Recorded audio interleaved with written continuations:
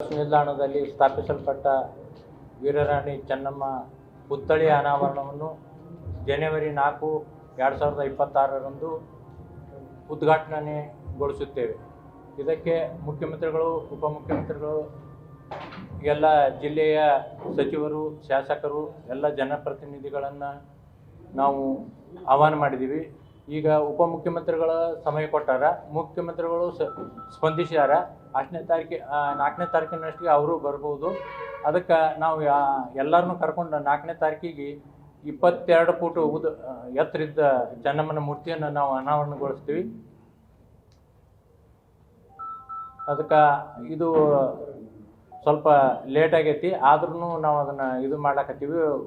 ಯಾಕೆ ಲೇಟ್ ಆಗ್ತಂದ್ರೆ ಅವು ಮೊದಲೇ ಶಿಲ್ಪಿ ಸ್ವಲ್ಪ ಆಗಿ ಕೈ ಬಿಟ್ಟ, ಆಮೇಲೆ 2-3 ಶಿಲ್ಪಿಗಳನ್ನು ನೋಡಿ ಮತ್ತೊಂದು ಶಿಲ್ಪಿ ಮಾಡಿದ್ದ. ಅದಕ್ಕೆ ಎಲ್ಲ ಮೂರ್ತಿಗಳ ಕೆಲಸ ಮುಗಿದೈತಿ. ಇನ್ನು ಅದ್ರ ಹಿಂದೊಂದು ಧ್ವಜಸ್ತಂಭ ಮಾಡೀವಿ, ಒಂದು 100 ಫೂಟಿಂದು.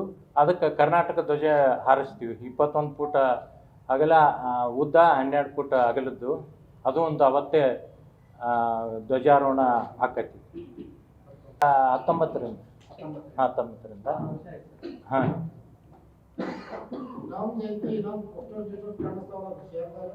ಯಾವ ಸರ್?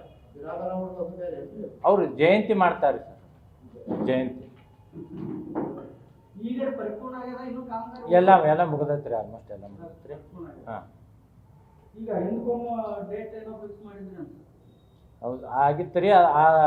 ಅದಕ್ಕೆ ಸಮಯ ಕೊಡಲಿಲ್ಲ ರೀ, ಅದು ಗಣ್ಯರ ಸಮಯ ಸಿಗಲಿಲ್ಲ. ಯಾಕಂದ್ರೆ 23ಕ್ಕೆ ಮಾಡ್ಬೇಕಂದಿದ್ದೀವಿ ರೀ, ಅದು ಅಕ್ಟೋಬರ್ದಾಗ. ಆ ಜಯಂತಿ ದಿನಾನ ಅದು ಗಣ್ಯರ ಸಮಯ ಸಿಗಲಾರ್ದಕ್ಕೆ ಮುಂದ್ಕೊಂಡು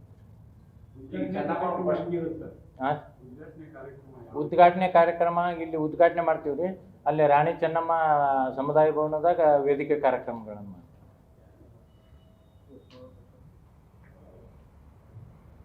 ಮಾಡ್ತೀವಿ. ಅವರು ಸ್ಪಂದನೆ ಮಾಡ್ಯಾರ, ಅದನ್ನು ನಾವು ಮಾಡ್ತೀವಿ ಅಂತ ಹೇಳ್ಯಾರಿ.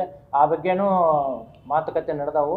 ಆಮೇಲೆ ಕಾರ್ಪೊರೇಷನ್ಗೆ ಇದು ಮಾಡಿದ್ದೀವಿ ನಾವು, ನಮ್ಮ ಸಂಸ್ಥೆಗೆ ಹ್ಯಾಂಡ್ ಓವರ್ ಮಾಡಿ ನಾವು ಮಾಡ್ತೀವತ್ತ. ಅವರು ಇದಕ್ಕೆ ಹ್ಯಾಂಡ್ ಓವರ್ ಮಾಡ್ಯಾರಿ, ಕನ್ನಡ ಮತ್ತು ಸಂಸ್ಕೃತಿ ಇಲಾಖೆಗೆ ಕೊಟ್ಟಾರಿ. ಅದಕ್ಕಿಂತ ಸರ್ಕಾರದಿಂದ ಸ್ವಲ್ಪ ಅನುದಾನ ಐತ್ರಿ ಅದು.